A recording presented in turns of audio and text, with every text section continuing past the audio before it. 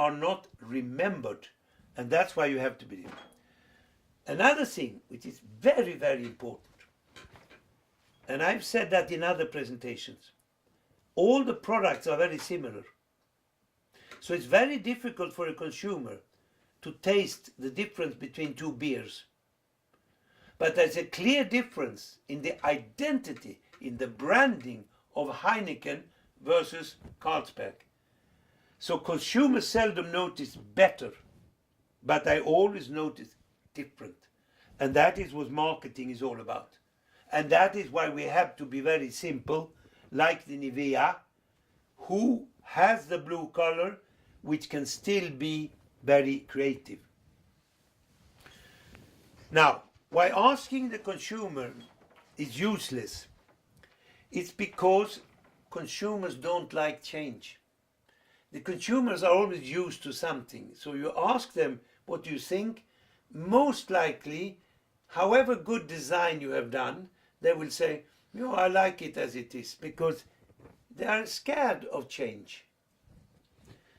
Third, which I want to give as advice, is that you have to constant update.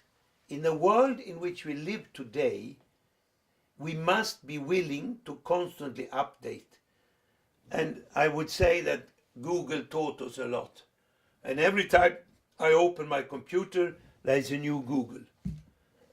And it strengthens the Google. Google becomes stronger and stronger. This is a funny thing, although they are changing constantly, because they are more interesting. And it's always the brands which are most interesting who will win in the long run. And that is why today you have to see to it that if you are selling to a younger generation, you have to use a design style for the younger generation. And I think this one, which is 2-3 years old now, is a typical example of a contemporary design style.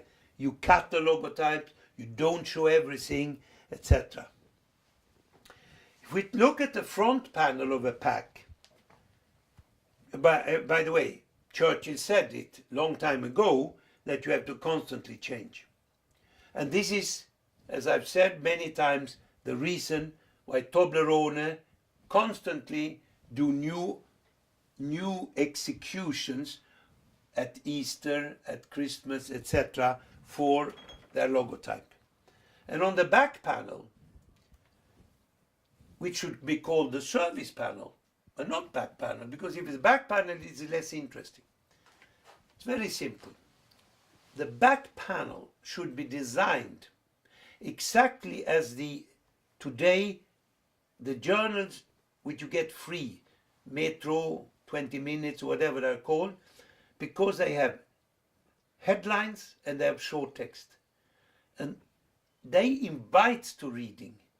The back panel or the service panel on packaging today are disasters because they don't invite to reading, because they're always the same and they have no headlines and they don't invite you.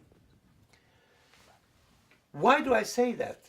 Because if you get people to read your pack, you strengthen the bond between the consumer and the brand. So it's very important that they read your pack as often as possible. And for doing that, of course, you have to change, because you don't read a thing twice. A good example, Sweden, Arla, which is a conglomerate of milk producers in Denmark, Sweden and England. Good news, hungry, a good start, eat right, be satisfied.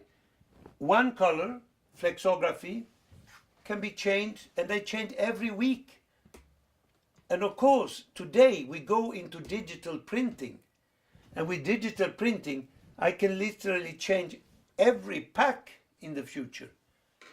So it's very important to know what technical progress we do, so you can do that without any problem in the future. For those who know me, I exaggerate a lot, because I think that with exaggeration you make the point. And you can read it here. If carpenters and chairs, the way we design back panels, we should all be sitting on the floor. That's how bad it is, because it is really bad. If something looks interesting, of course it will be read.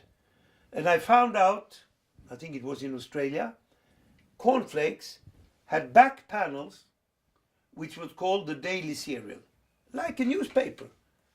What you do? Of course you read it, because it's interesting, because it's presented to you in a fascinating way. And this is not the case with 98% of all packs today. They are not like that.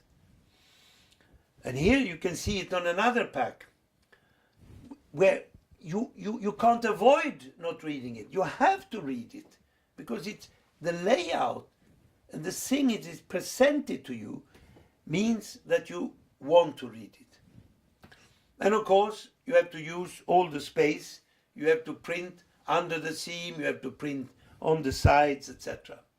And I found this one, and I haven't done it, but although I worked for Nestle. It's a famous product in Germany, and it's called Schokokross or something like that.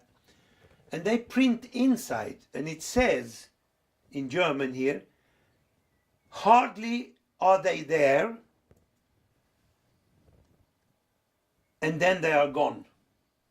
So it's a joke about how quickly you eat them. So this, every German knows about that. It is part of bridging this link between consumers and brands. And then you can ask yourself, should it be text or should it be illustration? I think that on a pack like Weetabix or a pack like that, I think an illustration is far better than text, because it communicates emotionally more taste, better healthiness, and things like that. So, to make a long story short, the best service panel is you tell the consumer how to best use the product. If it's a food product, how to eat it. If it's electronics, how to use it. How to best have the link. How do you best, the consumer, contact you, the producer? And this we do with QR codes and with new technology. And then, of course, if you are in the food business, you have to explain a little bit what is nutrition. Because the way it is done today, it's only figures. And it only 1% of the population who will understand it. The normal people will not. It's too complicated. This is a joke. I'm not hungry this morning.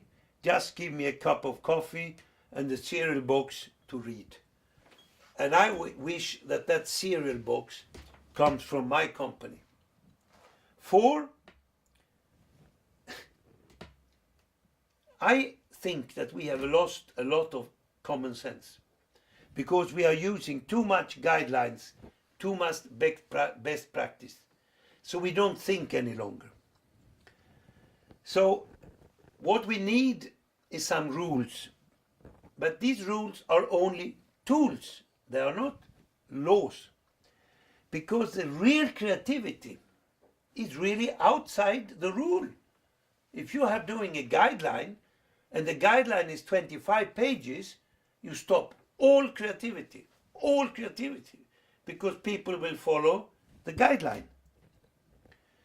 This you will never find in a guideline, because this vodka, this Polish vodka, which has a bison grass, somebody, a creative person in the design studio said, I do my barcode like bison grass.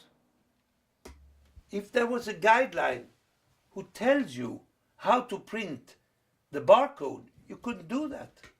So you see how important it is to have some rules, but leave the creativity. Because if there are rules, as I say, you must know how to use them. And I don't know where IKEA stands today. I think they have gone backwards because I think they have done design rules for their food packaging. But before they had that, they still have a fantastic pack for the biscuits and a fantastic pack for sardines. These are sardines, and you can see how the opening is part of the sardine. This is great creativity, which you would most likely not find in a guideline.